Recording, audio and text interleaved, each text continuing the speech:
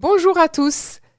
Myriam avec vous pour une bulle de sagesse en compagnie de Sarah Serjevic. Bonjour Sarah. Bonjour Myriam, ravie de te retrouver. J'ai failli dire on ne présente plus Sarah Serjevic parce que tu interviens maintenant régulièrement Oui. dans mes émissions. Mais quand même, pour les auditeurs qui ne te connaîtraient pas, je vais te représenter. Donc Sarah Serjevic, auteure déjà de plusieurs livres. Le dernier dont tu es venu nous parler, c'est Quand l'amour rend possible l'impossible.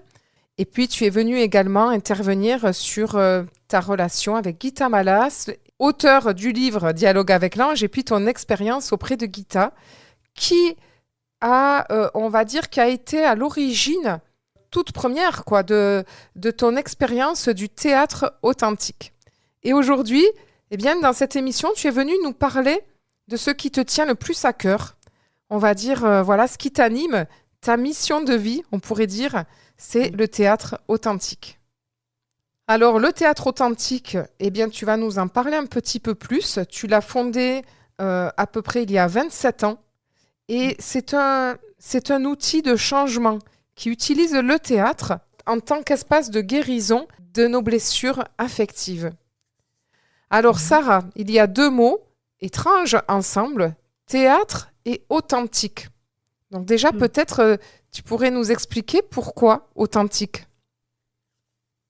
Alors, pour ça, il faut peut-être d'abord que je dise ce que c'est le théâtre authentique, parce que sinon, je vais pas pouvoir, Oui, on va pas bien comprendre. oui, Euh, le théâtre authentique, d'abord et avant tout, c'est un espace de connaissance de soi, où on va déchirer nos masques, hein. Toutes nos illusions, nos obsessions, nos fixations, nos croyances limitantes, nos réactions immédiates, voilà, tous ces rôles euh, que nous avons cru devoir porter pour répondre à des problématiques qui ne nous concernent finalement pas, pour nous adapter à des situations qui finalement ne nous conviennent pas. Voilà. oui, Donc on va faire exploser tout ça, on va se délivrer plus exactement de tout ça. Euh, alors comment on va le faire? Pas par le biais de la mise en scène. C'est important de comprendre que toute réelle transformation passe par le corps, par l'émotionnel et par le geste. oui, On ne peut pas rester à la parole, c'est pas suffisant. Il faut que ça traverse le corps. Et donc, pour ça, on va utiliser la mise en scène de nos problématiques affectives euh, pour opérer ces réparations. oui, Et comment allons-nous opérer ces réparations? Par la vérité du cœur. C'est la vérité, c'est l'authentique qui va nous délivrer. Justement, l'authentique va nous délivrer de ces rôles. oui, C'est-à-dire, par exemple, euh, une mère euh, qui a été abusive avec son enfant en lui faisant porter des charges qui n'étaient pas les siennes. Euh, euh, Par exemple, une mère qui demande à son enfant de réparer ses blessures, hein, de la protéger de sa relation conjugale qui fonctionne mal, par exemple, de réparer ses blessures d'enfant, qui va se victimiser pour que l'enfant porte à sa place ce qu'elle n'a pas, ce qu'il n'a pas apporté. Donc, et qui est tellement abusive qu'elle peut, par exemple, donner des paires de claques à son enfant qui arrive avec une heure de retard à la maison, des choses comme ça, et qui va donc euh, oser, on va mettre en scène cette situation, hein, où l'enfant a été humilié. et où il s'est senti impuissant face à cette mère. Alors, il va y avoir deux façons de faire. Ça veut dire, ou le fils ou la fille qui a vécu ça va, dans un premier temps, arrêter le geste de sa mère, dans sa vérité, et de lui dire, ça, ce que tu es en train de faire. On n'a pas le droit de faire ça à un enfant. Tu es en train de trahir ta responsabilité de mère. Enfin, déjà, de le dire, ça va lui permettre à lui, cette personne qui a vécu ça, de retrouver sa dignité. Parce que non seulement il s'en veut d'avoir été humilié, Humilié. hein, Oui. mais il s'en veut aussi et surtout de sa propre impuissance, hein, d'avoir été cet enfant soumis à une mère, un père abusif ou un éducateur abusif, un frère, une sœur abusive, un employeur abusif. Voilà. Ça lui permet de retrouver sa dignité. Et comment la mère va-t-elle, elle, retrouver sa dignité? Hein, la personne qui va jouer le rôle de la mère va parler dans sa vérité. Alors je vais aider la personne à parler, hein, bien sûr. Oui. C'est-à-dire de reconnaître son tort, de dire, j'avais pas le droit de te faire porter ça. J'ai pas pris responsabilité de la souffrance qui était la mienne, hein, celle que je vivais avec ton père, et j'ai voulu te faire porter cette responsabilité. Et en plus, je t'ai fait croire que c'était normal, hein, de porter ce que je ne voulais pas porter moi-même. Et je t'ai fait beaucoup de tort. Et aujourd'hui, je vois à quel point ça t'a fait du mal, à quel point je le regrette. D'entendre cette vérité-là va permettre un réalignement de l'être. Oui. Ah oui. Oui, ça rééquilibre en fait. C'est un revécu d'une scène douloureuse, traumatique, on peut dire. Et on le revisite avec effectivement l'authenticité profonde de chaque protagoniste, en fait. Donc ce que Oui, tu racontes, il peut y aussi, c'est-à-dire avec une autre conscience, avec une tu autre vois. conscience. Et alors tout va s'éclairer. Hein, cette personne par exemple, si c'est un homme qui vit ça, il va maintenant comprendre et pourquoi, dès lors qu'il entre en lien d'amour avec une femme, Ah oui, il y a immédiatement la méfiance qui vient, eh oui, qui vient s'inviter dans cette relation. eh oui, Hein, puisque j'ai peur de nouveau d'être dévoré d'amour par quelqu'un qui abuse de cet amour pour m'utiliser à son service. eh oui, eh oui, c'est ça. On reproduit aujourd'hui, effectivement, tout ce que l'on a vécu enfant. Effectivement, donc du coup, le revivre va permettre d'être conscient et de pouvoir vivre d'autres relations, j'imagine, après. Et de dérouler tout le film, tu vois, Oui, pour mieux, dérouler le mieux film. se comprendre, mieux se Oui, comprendre. oui, Et ça vient, ça, je répète, de l'authenticité. c'est ça. Donc on comprend mieux ce terme d'authenticité. Et dans Voilà. l'exemple que tu as donné... Et cette authenticité, pardon de te couper encore la Oui, parole, vient d'une parole, mais pas que d'une parole. Ça peut être un geste, le geste dont je t'ai parlé tout à l'heure, hein, cet enfant qui arrête la main. oui, Alors évidemment que dans le théâtre authentique, on va pas prendre une paire de claques, hein. On symbolise, évidemment. On symbolise, hein, le geste de la mère qui veut frapper son enfant, hein, bien sûr. Donc ça peut être, cette authenticité peut être oui, oui. vécue par un geste, par Par un geste, j'- une place différente dans l'espace. ouais, Par exemple, une proximité trop fusionnelle va empêcher le lien d'être vivant. Donc, déjà, de prendre du recul par le corps aussi. oui. Hein. Euh, Et puis j'imaginais, tu parlais de geste, que cette gifle qui s'arrête dans l'action peut être transformée en caresse légère ah, et pas tout de suite. pas tout. Mais ah oui, d'accord. Il va falloir Pas tout de rejouer suite. Mais c'est plusieurs ça fois. mais voilà l'authentique. Oui, voilà. C'est que je vais oser exprimer ma colère à quelqu'un que j'aime. Oui, Parce que c'est justement avec les êtres qu'on aime le plus que l'on a à restaurer cette authenticité qui passe par tous nos états. oui. Sinon, on est encore dans un lien d'adaptation Mhm.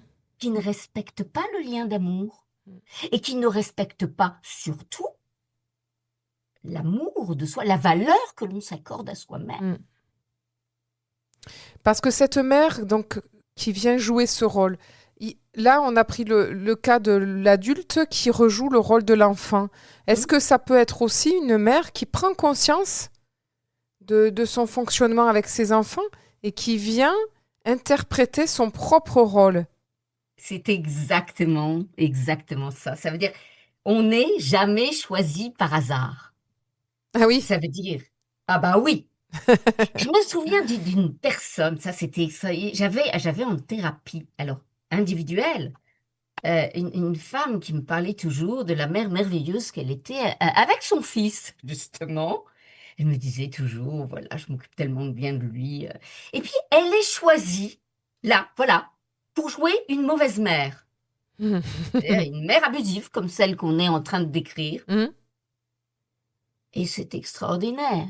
Parce que dans ce rôle-là, tout d'un coup, elle finit en larmes et elle dit, mais je me rends compte à quel point je suis une mère tyrannique avec mon enfant. Tout l'amour que je croyais lui donner finalement ne vient servir que mes besoins propres. Est-ce qu'un jour j'ai regardé vraiment mon fils et je le réalise là? Et elle va dire ces mots-là aussi. Et ces mots-là vont réparer la personne qui jouait l'enfant. Ah, c'est beau. Parce qu'elle va entendre à travers cette mère-là Ouais, l'âme lumineuse. ouais, J'appelle ça l'âme de lumière de la mère qui parle. ouais. C'est-à-dire au-delà de son personnage, au-delà de son rôle de bonne mère toute Hmm. puissante.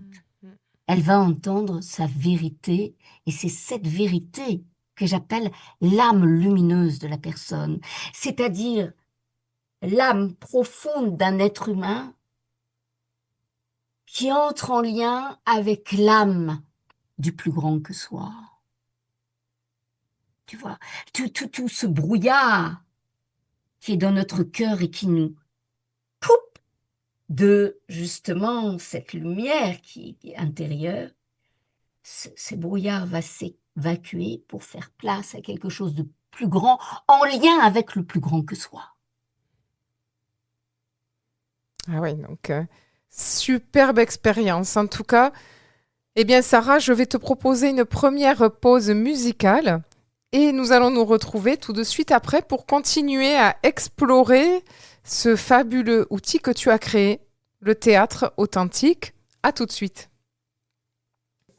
Myriam avec vous pour une bulle de sagesse en compagnie de Sarah Serjevic.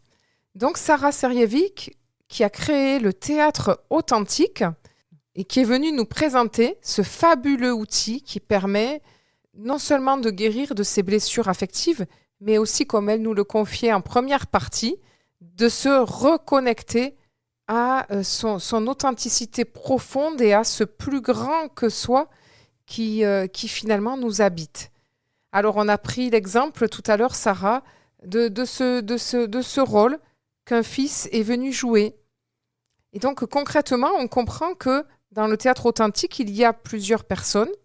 Il y a quelqu'un qui vient avec une problématique et tu choisis au hasard des personnes pour interpréter, on va dire, une scène de leur enfance. Est-ce que c'est toujours une scène qui vient de l'enfance? Alors, j'ai plusieurs choses à dire. Euh, D'abord, c'est pas moi qui choisis, ce sont les personnes. Mais je tiens à dire, oui, j'ai créé mon atelier, le théâtre authentique, mais il ne vient pas, ça vient du psychodrame. Ça, c'est très important que je le dise. Le psychodrame qui a été créé par Jacob Lévy Moreno, qui est un psychiatre qui s'est vraiment intéressé au théâtre et qui a utilisé cet outil euh, pour, euh, pour aider les personnes dans la libération de leurs émotions. Et je veux absolument dire pourquoi moi je l'ai appelé le théâtre authentique, pourquoi je l'ai transformé à ma façon. J'ai été formée par la personne qui a amené ça en France, c'est-à-dire cette grande dame qui était Anne-Ancelin Schutzenberger, ce génie qu'elle était. c'est elle qui m'a vraiment appris, hein, le psychodrame. Et je lui dois énormément, énormément, je tiens à la nommer. Euh, je tiens aussi à nommer Guy Corneau, qui m'a permis d'ajuster l'outil encore autrement. Et pourquoi je l'ai transformé? Parce que la dimension spirituelle que nous avons évoquée tout à l'heure est pour moi quelque chose de fondamental. Donc, je l'ai remanié à ma façon, mais c'est pas moi qui ai tout créé. Voilà, ça c'est Oui, très important de le préciser. oui. Hein, j'ai pas le génie de Jacob Moreno qui lui a eu cette intuition un jour d'utiliser le théâtre comme outil de connaissance de soi. Voilà, ça c'est très très important que je le dise. Oui. Et c'est tout Maintenant, à ton honneur, mais c'est vrai que je ne t'ai pas invité à le repréciser parce que nous en avions parlé dans la oui, première émission, mais oui, c'est important de le rappeler parce oui, qu'effectivement, les auditeurs pourront découvrir avec cette émission ce que tu as créé, ce que tu voilà, proposes.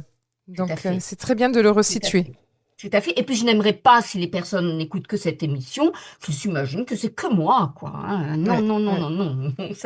Ça me mettrait très mal à l'aise. ouais. Voilà.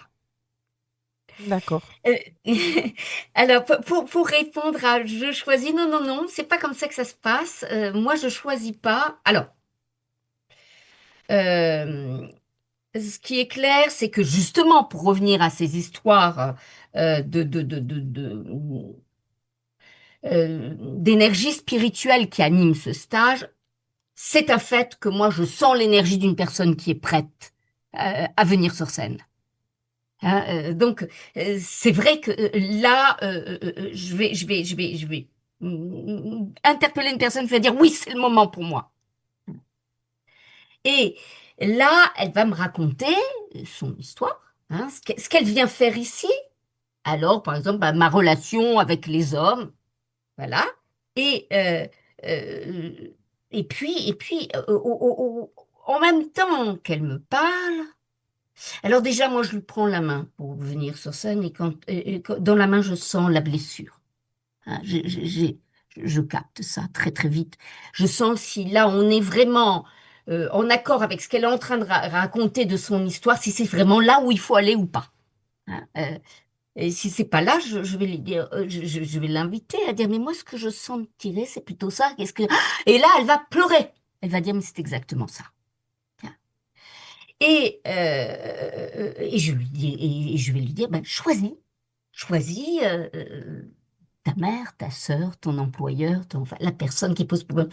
Et c'est là où l'inconscient de la personne, l'âme de la personne, va choisir justement la personne qui est correspondante à sa problématique. Elle dit par exemple, mais moi, je sais pas comment je me débrouille, mais je tombe toujours sur des hommes mariés.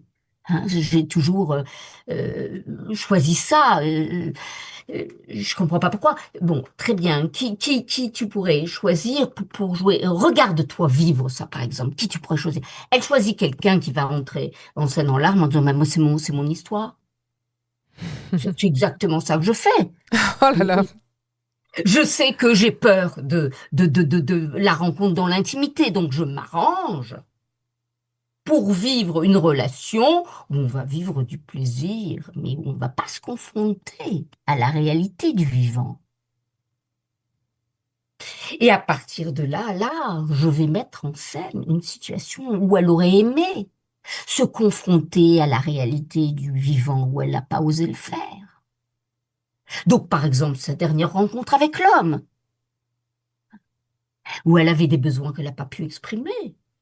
Où elle a fait semblant, elle a fait comme si tout était normal, alors qu'elle se rendait bien compte qu'elle n'était pas dans le respect d'elle-même en vivant cela, hein, en vivant les mensonges, par exemple, de cet homme. Hein.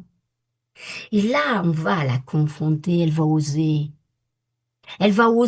parler en vérité, dans son authenticité, de dire, tu vois, hein, quand je te vois dans cette tricherie, non seulement moi je me sens trahie, hein, mais je, je, je, je peux pas t'aimer de la même façon. Ça ne fait qu'effilocher, que détériorer notre relation.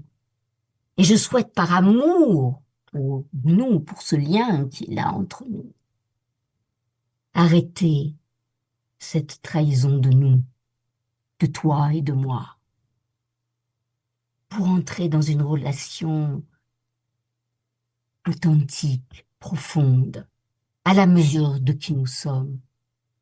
Et là, des paroles vraies vont venir. Hein. La personne qu'elle a choisie pour l'homme, c'est évidemment quelqu'un qui lui aussi a peur de son intimité et qui peut pas. Et là, tout d'un coup, des mots profonds vont émerger de lui. Et il va parler de sa peur. Et il va parler de la, la reconnaissance. Il va exprimer la reconnaissance de ce qu'il lui fait subir. Et d'à quel point il s'en veut d'être celui-là, alors qu'il n'est pas ça. Et ils vont parler tellement dans cette vérité qu'ils vont finir vraiment dans les bras l'un de l'autre. Hein. Mais dans un lien qui n'est plus un lien de dépendance à l'autre, mais un lien de vérité qui peut-être peut s'arrêter là d'ailleurs. Hein. Ça peut peut-être se terminer là, mais sur du beau. Hein, pas sur du mensonge, pas sur de la tricherie, pas sur je te quitte, allez, c'est fini, pas sur des choses. Voilà, on va exprimer le plus haut de lui. On va vivre la relation dans ce qu'elle contient de plus beau, de plus noble et de plus vivant. Ce qui va permettre une transformation dans les relations qui vont suivre. Voilà un exemple. Ouais. Ah oui, magnifique. Merci Sarah. Eh bien, je vais te proposer une deuxième pause musicale et nous retrouver tout de suite après. À tout de suite. Myriam avec vous pour une bulle de sagesse en compagnie de Sarah Serjevic. Donc Sarah qui a fondé le théâtre authentique, un outil qui permet de guérir de nos blessures affectives et de nous reconnecter avec notre authenticité profonde, avec notre dimension spirituelle aussi, un axe très important pour Sarah. Et donc elle est venue nous en parler avec passion, comme toujours. Et alors Sarah, juste avant la pause, tu as toujours des exemples magnifiques. Et ce que je trouve beau dans ces personnages qui jouent, c'est que finalement, à travers le rôle qui nous est donné de vivre, par exemple, eh ben, cet homme qui a été choisi par la dame qui avait besoin de régler son problème avec les hommes mariés. Donc il se voit jouer de ce rôle-là. Au départ, c'est pas sa situation à lui, mais finalement ça le devient. C'est-à-dire que lui, il se retrouve lui-même plongé dans une situation qu'il vit, mais le fait que ce soit un autre personnage que lui permet d'oser dire en vérité. Et c'est ça qui est beau finalement. Je crois que ton théâtre, il permet d'oser vivre, de revivre ces situations qui nous blessent. Oui, et ce qui est extraordinaire, Myriam, c'est que cet homme-là, il était venu, mais pas du tout pour ça au départ. Ah oui. Il était venu, oui, il était venu travailler un problème, un problème qui se passe dans son entreprise avec son patron Ah oui. qui le balade un peu trop, avec qui il n'ose pas s'affirmer. Et c'est extraordinaire parce que il vient pour une autre raison. Oui. Et c'est ça. Quelquefois, on vient vraiment avec un projet précis. Oui. Et puis, c'est pas du tout ça qu'on travaille. Eh oui. Et ce qui est très important, c'est de comprendre aussi que chacun est le miroir de chacun. Ça veut dire que tout ce qui se Oui. joue dans ce Oui. théâtre authentique concerne tout le monde. Ouais, c'est ça. Même des situations auxquelles on ne pensait même pas. Hein, quelqu'un, par exemple, on va bercer quelqu'un qui n'a jamais été touché, qui n'a pas été bercé, Et là, des personnes du groupe vont dire, mais elle est là, ma problématique. Mais bien sûr. Mais quand j'ai vu cet enfant bercé, j'ai compris à quel point moi aussi j'en aurais besoin. Euh, Chaque personne du groupe va comprendre sa problématique à travers la problématique de De chacun. l'autre, ouais. Et, et pourquoi ça fonctionne si bien? Pourquoi, par exemple, cette personne qui a été bercée, pourquoi ça fonctionne si bien? Pourquoi elle va sortir de là avec un cœur, un cœur transformé? Mais parce que, et cet homme-là, justement, et cette femme-là de tout à l'heure, va transformer sa relation parce que le cerveau ne fait pas la différence entre le symbolique et le réel. Ça veut dire, cette femme qui a vécu ce bercement l'a intégré dans les cellules. C'est engrammé en elle. C'est engrammé. Donc le changement, il est cellulaire. De la même façon que cet homme ou cette femme qui a osé parler en vérité à son parent, hein, il a engrammé cette verticalité, cette affirmation de soi dans les cellules. Oui. Donc, quelque chose de l'ordre de l'ADN a été transformé. Ah ouais, ouais, ouais. D'ailleurs, Gita Malas C'est me disait souvent, si tu as vécu la joie, même quelqu'un qui a été malmené toute son enfance, si tu as vécu la joie une seconde dans ta vie, hein, tu peux le retrouver. C'est programmé dans tes cellules. Ah ouais, Libre à toi de le retrouver. oui, Hein. Et là, on va retrouver ce goutte à goutte de la joie oui. dans les cellules. On va le retrouver physiquement. Parce qu'on parle beaucoup du spirituel depuis le début de cette émission, je m'en rends compte. Et je me rends compte que là aussi, il faut clarifier les choses. Il n'y a pas de spirituel qui ne passe pas par le corps, par la conscience du corps. Tu vois, un jour, par exemple, tiens, je vais te donner un autre exemple. J'ai eu une fille, alors elle était dans une quête spirituelle et mais tu sais, comme beaucoup de personnes en fait, qui utilisent ça, comment la spiritualité javélisée, je l'appelle celle-là. C'est-à-dire utiliser comme, comme un soporifique, hein, pour atténuer la souffrance, hein, pour éviter de regarder son ombre, par exemple, hein, Mm, euh, pour éviter le réel de la vie, tout mm, simplement. mm. Et alors on part dans un ailleurs, hein, la nostalgie de l'ailleurs, comme dirait Haruna Lipsik. Cette nostalgie d'autre chose, hein, qui n'existe pas finalement, cette autre chose que je vais chercher dans cet ailleurs.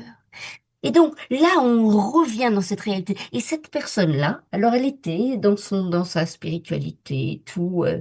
Et elle disait qu'elle n'était pas bien, qu'elle savait pas bien pourquoi, mais qu'elle se trouve consolation dans le divin. Je lui dis, ah, montre-nous ta consolation.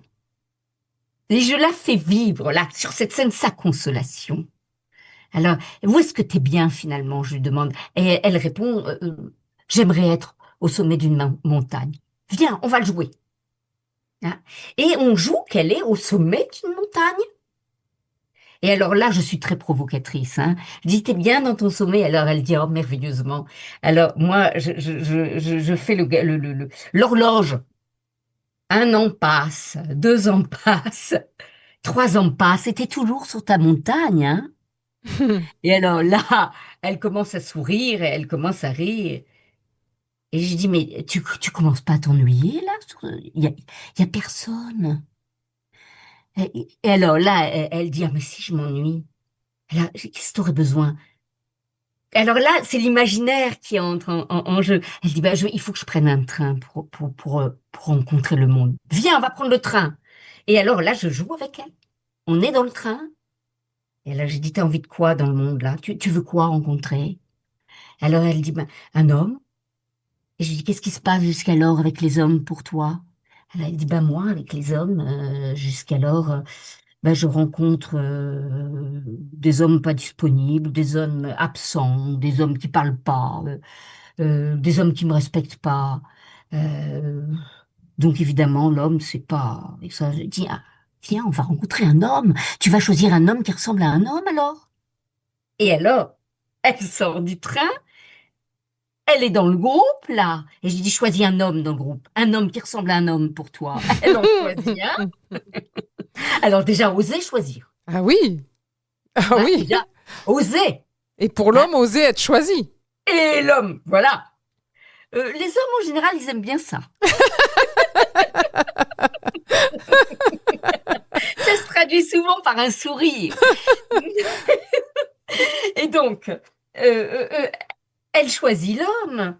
Et je lui dis maintenant, face à cet homme, pour revenir dans la réalité de ta vie, hein, tu vas lui donner ton mode d'emploi. C'est quoi tes attentes? Alors elle me dit avec un grand sourire, mais moi j'ai pas d'attente avec l'homme. Alors je lui réponds, ah bon, pas d'attente? Merveilleuse façon de te faire balader, continuons. Et alors effectivement, je demande à l'homme, ça te fait quoi une femme qui n'a pas d'attente comme ça? Et il dit, oh ben moi je vais me régaler, je vais faire ce que je veux quand je veux. De toute façon, il n'y a pas de mode d'emploi. Et alors, j'interroge cette personne. C'est quoi tes valeurs? C'est quoi ce que tu as envie de lui montrer? C'est quoi ce que tu as envie de vivre avec lui? Alors elle dit, bah oui, moi, la fidélité, c'est quelque chose d'important. Moi, j'ai besoin de tendresse, donc de contact physique. Euh, Moi, j'ai besoin de savoir exactement ce que lui aussi pourrait attendre de moi. Ah, ça commence à changer des choses. Mm. Et j'interroge l'homme, et toi, ça te fait quoi d'entendre tout ça? Il dit, bah moi, c'est formidable, parce que là, je sais à quoi m'attendre, et je sais comment je peux me différencier. Parce que moi, par exemple, j'aime pas la tendresse. C'est quelque chose de difficile pour moi, mais je peux l'exprimer autrement qu'avec des gestes. Je peux l'exprimer par des actes. Et donc voilà, le mode d'emploi a été posé et la relation peut commencer sur des bases saines. Tu vois? Et donc, on sort de cette spiritualité éthérée où j'attends qu'il arrive comme ça, par exemple, aussi, hein. Mm. Dieu va me l'envoyer. Mais non, la spiritualité passe d'abord par la matière. Et cette matière se trouve dans le corps, c'est-à-dire en contact avec mes émotions que je vais sentir dans mon corps, mes besoins, hein, qui se font sentir dans mon corps, et mes sensations dans mon corps. Et je vais oser à partir de là les exprimer sans les imposer. Tu vois? Oui. Donc on sort du brouillard éthérique pour Ouais. rencontrer la lumière vivante d'un être humain. Dans le concret de sa vie. Et voilà. Ouais. Et donc, c'est une vraie... Tout à l'heure, quand tu parlais de l'autre exemple, c'est une vraie renaissance, en fait. Je pensais à... Quand tu disais Oui. que l'ADN est reprogrammé... Enfin, reprogrammé, c'est pas les mots que tu as utilisés. Que ça Mais c'est ça, s'inscrit dans quand les... même. Voilà, c'est une vraie renaissance, finalement, qu'on peut Oui. vivre. Oui. Donc, c'est magnifique. Et je trouve très intéressant d'apprendre que le cerveau ne fait pas la différence entre le symbolique et le réel. Ça ouvre toutes les portes, finalement. Et oui, Ouais. ça ouvre le territoire du vivant. Ah oui. Eh bien, merci Sarah. Nous allons faire une troisième pause musicale et nous retrouver tout de suite après pour la dernière partie de cette émission. Myriam avec vous pour une bulle de sagesse en compagnie de Sarah Serjevic. Sarah Serjevic qui est venue nous partager sa passion du théâtre authentique.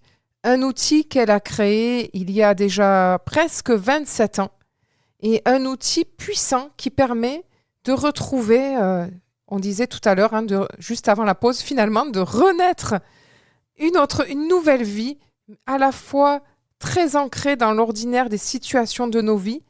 En fait, c'est de retrouver je pourrais résumer, tu disais de retrouver la vie en nous, mais aussi la paix.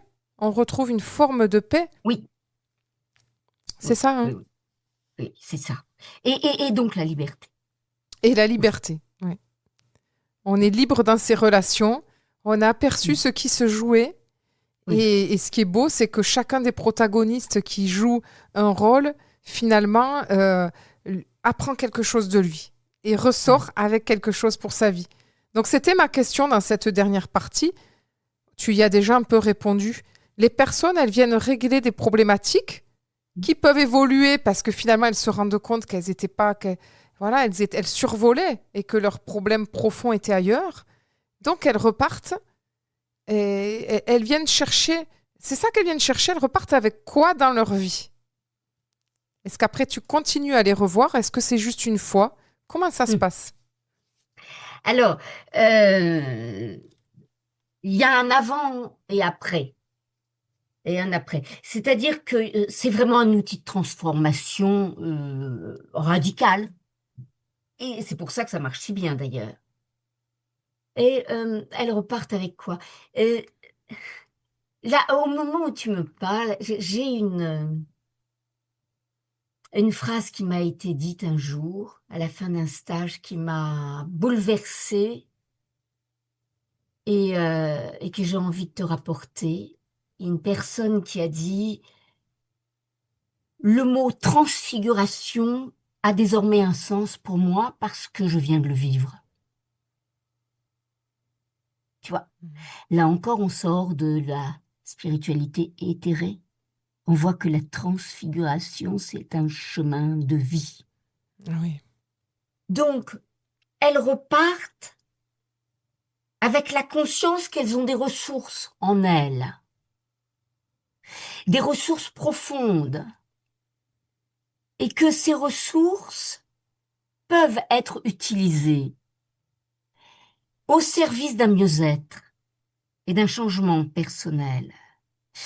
Mais je tiens à dire que oui, ça marche, mais pas tout le temps et à tous les coups.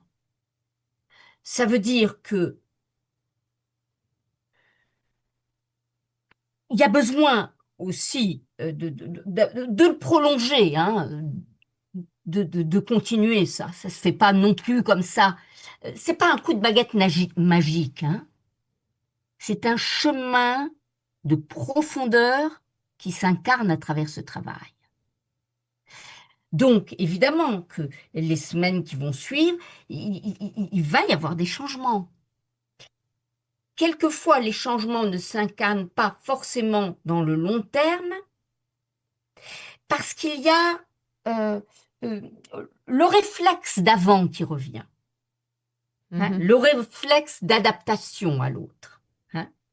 Ça fait des années qu'on a fonctionné comme ça. Eh oui, depuis notre, j'allais dire, petite enfance, hein. Donc, Et voilà. Alors, ce qui peut changer, c'est que là, je vais le vivre en conscience. Donc, je vais me dire, ah, là, je me suis encore fait avoir. Là, je suis encore en train de m'adapter au service et au désir de mon manager sans prise en compte de mon besoin à moi. Je me suis encore fait avoir, mais bon, je l'ai vu. Et à partir du moment où je suis observateur de moi-même, voilà une des choses importantes que le théâtre authentique peut apporter, c'est que je deviens à partir de là observateur de moi-même. Et donc témoin de ma difficulté à transformer cela, et libre à moi après de le changer à travers la continuation d'un travail thérapeutique ou la continuation d'un autre stage plus loin, plus tard, ou simplement la conscience des ressources qui sont en moi pour le transformer et de le transformer de plus en plus souvent et de mieux en mieux avec beaucoup de douceur pour soi-même. Voilà ce que ça va oui, changer. oui. Et Je suis plus la marionnette de mon inconscient. je peux tirer les ficelles moi-même. Magnifique. C'est exactement ça. Voilà. C'est exactement ça. Alors, Sarah, je sais que tu es sur Paris, dans la région parisienne en tout cas. Oui. Et donc, toi, tu proposes des ateliers réguliers ou des stages dans l'année? Comment ça se passe pour expérimenter ce théâtre authentique? Alors j'en ai un tous les 2 mois à Paris en week-end. J'ai un autre stage, 2 autres stages plus longs euh, au hameau de l'Étoile dans la région de Montpellier, euh, dans un lieu magnifique, en pleine nature, où on va vivre 2 très beaux stages. L'un s'appelle Le Choix d'aimer, donc pendant 5 jours dans ce lieu. Et donc le choix d'aimer, c'est pas le choix d'être amoureux, hein. Le choix d'aimer, c'est le choix euh, d'aimer être en vie finalement, de s'aimer soi-même, pas de façon narcissique bien sûr, mais avec toutes les parts de soi que j'ai voulu écarter de moi, je vais les rassembler pour aller rencontrer la conscience supérieure en moi, hein, c'est-à-dire la conscience d'amour. Et j'ai un autre stage de 5 jours aussi l'été qui s'appelle Oser la liberté. Et là encore, la liberté n'étant pas la liberté de faire tout et n'importe quoi selon mon envie sans conscience de l'autre, mais la liberté étant de retrouver mon élan vivant. Et ça va se passer avec plein de choses. J'ai utilisé des foulards qui vont devenir des objets symboliques ou des personnes symboliques. On va être à la fois dans l'imaginaire et dans le concret. Et puis, je vais utiliser encore une fois le corps, c'est-à-dire on va beaucoup être en mouvement, danser, euh, pour lâcher la tête. Alors, on va pas danser pour faire beau, pour bien danser, on peut même le faire les yeux fermés, mais entrer dans le mouvement, parce que le mouvement est transformateur. Le mouvement permet une transformation de l'être. Donc, je danse et puis tout d'un coup, wouah, j'ai une parole authentique qui vient parce que j'ai lâché le mental pour entrer dans le vivant de l'être, hein, dans mon élan profond, mon élan vivant. Donc, on va utiliser ces choses-là dans ce stage, Oser la liberté. Euh, euh, et puis, donc ça, c'est sur 5 jours. Et puis, j'ai aussi un stage de couple, un tout nouveau stage de couple. Là, je vais animer le 3e stage. Là, c'est dans les Yvelines, dans un très beau lieu aussi, qui s'appelle le Moulin de Tessé. Un petit cocon magnifique, un lieu de célébration du couple. Voilà. Ah, mais Puis beau tout programme ça. alors. Et on Oui, pourra oui, retrouver tout ça oui. sur ton site. Oui, oui, oui. C'est un très beau stage aussi, ce stage, à tel point que les 2 premiers ont été tellement puissants que les participants ont terminé en disant non, non, on veut pas s'arrêter là, on veut un niveau 2. Ah, voilà. Voilà, voilà. Et ce qui est important aussi, d'exprimer que tout le monde a peur de venir dans mon théâtre authentique. C'est normal d'avoir peur parce qu'on a peur, on a peur de l'immensité que nous sommes finalement. Ah oui. On a peur de ça. Et on croit qu'on ne saura pas, que les autres sauront. Et tout se fait d'une façon très naturelle. Et pourquoi ça se fait naturellement? Parce que c'est le profond qui réunit les personnes. Et quand des paroles profondes s'expriment, d'autres paroles profondes vont s'exprimer. Et ça va se faire tellement naturellement. Parce que notre nature cherche la profondeur de l'être. Oui. C'est comme une C'est le contagion, hein. superficiel. C'est le Voilà. superficiel qui nous sépare. Oui, c'est exactement ce que tu viens de dire, comme une contagion. Contagion, oui. Et donc, moi, ce que j'entends dans ces paroles authentiques, c'est qui émerge, c'est, voilà, ça me fait penser, toi qui parlais de Gita et des dialogues avec l'ange, c'est comme, voilà, c'est une parole inspirée, la parole authentique. Voilà, voilà pourquoi Gita a tellement Ah oui, tenu magnifique. à me Eh oui, challenger d'une façon terrible ouais. pour que j'arrive jusque-là. Et je le sais, tellement à ma place. Et ce qui me montre que je suis dans cette place-là, c'est que c'est cette joie extraordinaire qui m'anime à chaque fois que j'exerce ce métier Ouais. qui n'est pas un métier, qui est plus un art. Ouais, cette Euh, vocation, c'est une passion. oui, Mm. une vocation, j'exerce qui je suis à travers mon métier. Eh Voilà, oui. oui. Et ça s'entend, même quand tu en parles, quand tu le partages, avec joie et passion. Oui. Donc j'espère que les auditeurs, ils auront envie déjà de découvrir tes livres et peut-être de venir te rencontrer. Donc on peut aussi aller voir ton site, hein, je disais tout à Oui, l'heure. tout à fait. Tout à fait. Tu as un site, Sarah Serjevic. Sarah-serjevic.com. Voilà. On tape Sarah Serjevic et on a tout de suite. Voilà, tu es sur les. Voilà. Ils auront toutes les dates de tes stages Voilà. et de tes émissions aussi également, peut-être, hein, Oui, et oui, oui, de retrouver. nos Voilà, émissions de que nos j'aime émissions. tant. Oui, oui, bien sûr. Voilà. Oui, oui. Oui, Eh oui. bien, merci Sarah. C'était. Je voudrais aussi ajouter que la vie ne peut pas être réparée. Hein. Toutes les blessures que nous avons, elles ne peuvent pas être réparées. Mais elles peuvent être recréées avec une conscience différente.